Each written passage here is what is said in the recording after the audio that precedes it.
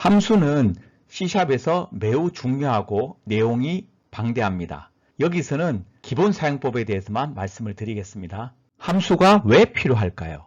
예제로 한번 살펴보겠습니다. 키인풋이라는 기능이 키보드에서 숫자를 입력한다고 가정합시다. 이러한 기능을 유니티에서 다른 이름으로 제공하는데 나중에 살펴볼 것입니다. 그러면 현재 이 코드에서는 키보드로부터 숫자를 하나 받아서 X에 넣고 또 하나 받아서 Y에 넣은 다음에 두 수의 합을 구한 다음에 화면에 출력을 합니다. 그리고 무언가 다른 일을 한 다음에 나중에 또 키보드로부터 숫자를 하나 받고 하나 더 받은 다음에 또 합을 구하는 것을 출력을 합니다. 즉 같은 기능이 두 번이 반복이 되어서 나타나고 있다는 것입니다. 그래서 이 A 블락과 B 블락은 사실상 동일한 기능을 수행을 합니다. 똑같은 기능을 이렇게 여러 번 반복해서 코딩하는 것은 굉장한 비효율성을 갖게 됩니다. 만약에 우리가 출력을 바꾼다 그러면 여기를 바꾸고 여기도 바꾸고 그러면 여러 번 반복한 모든 곳을 찾아가서 다 바꿔야 되죠. 수정이 굉장히 불편해지고 힘들어지게 됩니다. 이러한 블락 기능을 한 개로 구현한 다음에 이것을 여러 번 재활용할 수 있다면 효율적이겠죠. 그래서 탄생한 것이 함수입니다. 함수 영어로 펑션이라고 하는데 펑션이 영어 뜻은 기능이죠. 함수란 공통되게 사용할 수 있는 기능을 의미합니다. 한 번 만들어 놓고 여러 번 사용할 수 있게 만든다는 뜻이죠. 또 다른 방식으로는 큰 복잡한 일이 있다면 이것을 여러 개의 작은 크기로 나눕니다. 예를 들어서 로봇을 움직이는 코드가 필요하다고 합시다. 로봇 전체를 다루는 코드 덩어리 한 개를 만드는 것보다는 머리 제어하는 거, 몸, 팔, 다리 이 각각을 제어하는 별도의 코드 이렇게 나눠주는 것이 개발하거나 유지 보수 측면에서 훨씬 더 유용할 것입니다. 함수 기능을 구성하는 요소에 대해서 살펴보겠습니다. 함수는 이와 같이 입력을 주면 함수가 자기가 그 기능을 수행한 다음에 한 개의 출력값을 내는 것으로 볼 수 있습니다. 함수의 이름을 지을 때는 그 기능을 유추할 수 있도록 짓고 이 기능을 어떻게 구현하는지를 문장으로 작성하게 됩니다. 이 함수를 실행하는 데 있어서 필요한 입력은 0개일 수도 있고 2개, 3개 이상 여러 개의 데이터일 수도 있습니다. 그리고 출력은 항상 1개라는 것을 명심하기 바랍니다. 함수를 구성하는 문법은 2개로 구성이 되어 있습니다. 함수를 정의하는 부분, function definition이라고 얘기를 하고요. 출력이 되는 이 출력이 무슨 데이터 타입인지 출력의 데이터 타입을 적어줍니다. 그리고 공백 문자를 쓰고요. 함수의 이름을 적어줍니다. 그리고 입력에 해당되는 것을 괄호 안에다가 필요한 만큼 적습니다. 공식 인자라고 하는데 int a, float b 이와 같은 식으로 적습니다. 이때 인자 이름은 원하는 이름으로 지으면 됩니다. a, b, c 이렇게 해도 되고 x, y 이렇게 지어도 아무 상관없습니다. 함수를 구현하는 문장들을 요 중괄호 안에 쭉 적어주면 됩니다. 그리고 마지막으로 출력에 해당되는 것을 return이라는 키워드 다음에 그 값을 적어주면 끝이 납니다. 함수의 정의가 끝났으면 함수를 사용하는 함수 호출이 필요합니다. function call이라고 하는데요. 정의된 함수 이름을 쓰고 실제로 제공하는 인자를 적어줍니다. 예를 들어서 살펴보겠습니다. 이 예에서는 multiply라는 함수를 정의하고 있습니다. 2개의 인자를 받고 인자의 이름을 cd라고 지었습니다. 그리고 각각은 둘 다 정수형입니다. 그러면 이 함수는 인자로 받은 c와 d를 곱한 값을 출력값으로 돌려주게 됩니다. 정수와 정수를 곱한 것이 결과값이 정수이기 때문에 return 타입으로 정수를 적어주게 됩니다. 이 부분이 함수를 정의한 부분이고 스타트에서는 이 함수를 사용하고 있습니다. 그래서 multiply ex라고 하면 함수 호출이 일어난 것입니다. 함수 이름을 적어주고 인자로 2개 2와 x를 주게 됩니다.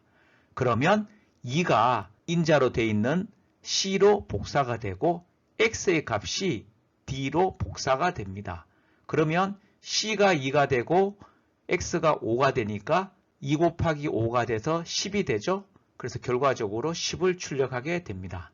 세신에서 빈 게임 오브젝트를 만들고 이 게임 오브젝트에 테스트 스크립트라고 하나 만들겠습니다. 테스트 스크립트를 열어보면 int multiply라는 함수를 하나 만들고요. 인자를 cd로 해보겠습니다. 인자를 c d return c 곱하기 d multiply를 정의를 했으니까 호출해 보겠습니다. x의 값을 5로 하고 디버그 옵션 로그로 multiply 2,x 결과가 10이 나와야 되겠죠? 저장하고 실행해 보겠습니다. 10이 나온 것을 볼 수 있습니다. 앞의 예에 함수를 정의해 보겠습니다. 앞에 있었던 예제에서 이 부분이 블락 A, 이 부분이 블락 B였죠. 이 두 블락에 해당되는 부분을 함수 add2로 정의했습니다. 두 개의 인자를 받기 때문에 add2라고 했고요. 입력 데이터는 키보드를 받을 거기 때문에 인자로 아무것도 주지 않았고요. 함수를 실행하면 키인풋으로 한 개를 받고 또 한 번의 입력을 받아서 그 합을 구합니다. 이 합을 리턴을 통해서 돌려주게 됩니다. 이게 인테저 타입이니까 여기가 int라고 정의를 한 것입니다. 그러면 함수 정의가 끝이 났습니다. 스타트에서 사용할 때는 add2라는 함수를 호출하면 결과값이 돌아오게 되겠죠. 그것을 썸에다 넣고 또 필요하게 되면 add2를 호출을 해서 다시 원하는 결과값을 받아내면 됩니다. 왼쪽과 오른쪽의 코드를 비교했을 때 오른쪽이 훨씬 정리가 잘 되어 있다는 것을 알 수 있습니다. 함수의 인자에 대해서 좀 더 자세히 살펴보겠습니다.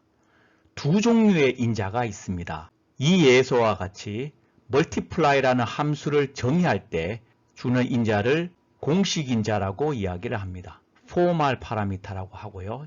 cd가 공식 인자입니다. 인자의 변수 이름은 마음대로 지으면 됩니다. cd라고 해도 되고 ab라고 해도 상관이 없죠. 여기를 ab로 바꾸면 여기가 ab가 되어야 되겠죠. 그리고 실제 함수를 호출할 때, 사용할 때 쓰는 인자를 actual parameter라고 얘기를 합니다. 실제 인자. 그래서 여기서는 2와 x가 실제 인자가 됩니다. 그러면 함수가 호출이 일어날 때 인자가 전달이 됩니다. 요거를 파라미터 패싱이라고 얘기를 하는데요. 두 가지 방법이 대표적으로 사용되는데 하나는 call by value라고 해서 값을 복사하는 것입니다. 즉, 이 2라는 값이 c로 복사되고 x의 값이 d로 복사되는 것입니다.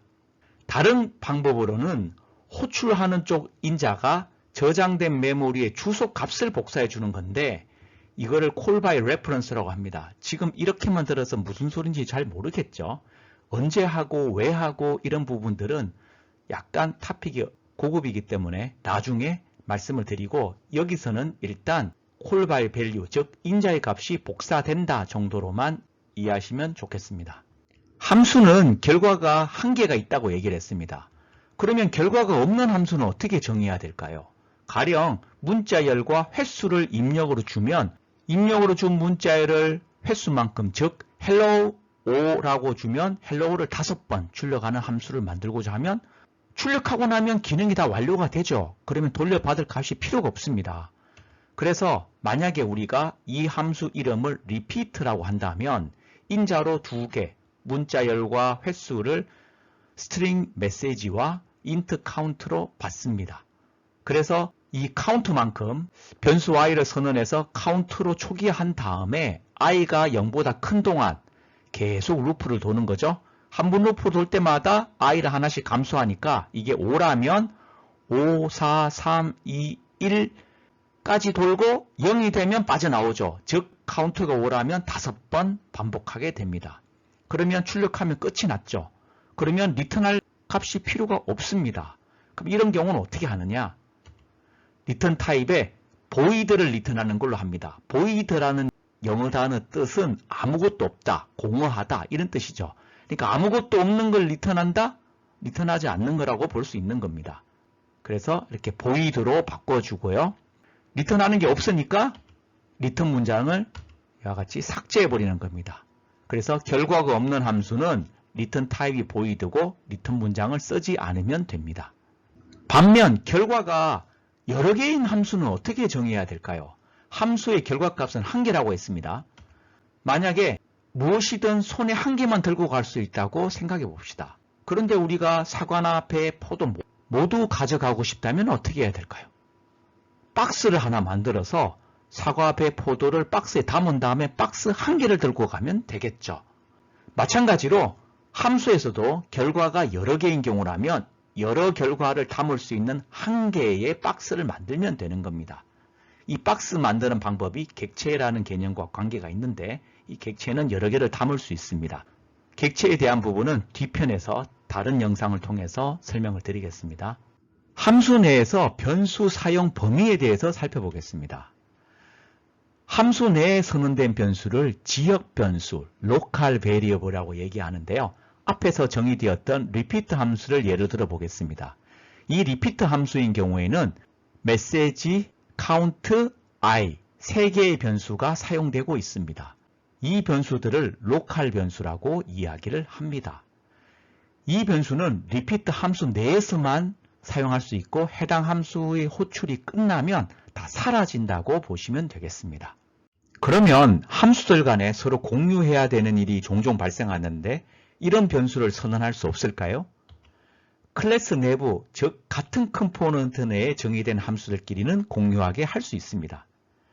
예를 들어서 지금 이 테스트 스크립트는 incremental add와 start라는 함수가 있습니다. 이 경우에 테스트 스크립트 선언 밑에 int total은 0이라고 선언을 해주면 이 변수는 incremental add와 start 모두에서 사용할 수 있는 변수가 됩니다.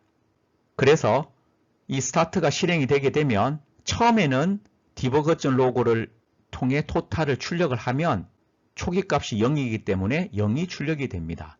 그리고 나서 incremental add 5를 호출하게 되면 실제 인자가 공식 인자로 복사가 되죠. 그래서 A에 5가 들어가고 토탈이 현재 0이니까 0 더하기 5가 돼서 토탈이 5로 변경이 되게 됩니다. 그래서 토탈이 5가 출력이 되고요. 그 다음에 두 번째 incremental add를 호출하게 되면 이 5가 다시 가서 현재 토탈 값이 5고 A 값이 5니까 12 토탈 값이 되죠. 그래서 토탈 값이 15로 변경이 되게 되고 디버거 로고의 토탈을 찍으면 12 출력이 되게 됩니다. 이 경우는 같은 클래스 내부에 있는 함수들끼리는 공유할 수 있는데 그렇다면 프로그램 전체에서 공유할 수 있는 방법은 없는가? 이 부분은 객체 지향 개념 때문에 단순하지가 않습니다. 뒤에서 다시 다뤄보겠습니다. 요약을 해보겠습니다. 함수 정의와 호출 방법에 대해서 살펴봤습니다. 한 개의 출력을 갖는 어떤 기능을 구현하는 것이다 라고 말씀을 드렸고요. 리턴 값이 없는 경우에는 void를 리턴 타입을 하고 리턴문을 삭제하면 됩니다.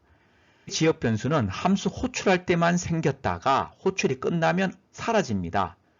그리고 클래스 내부에 선언된 변수는 클래스 내부 함수들끼리 서로 공유할 수 있음을 보여드렸습니다.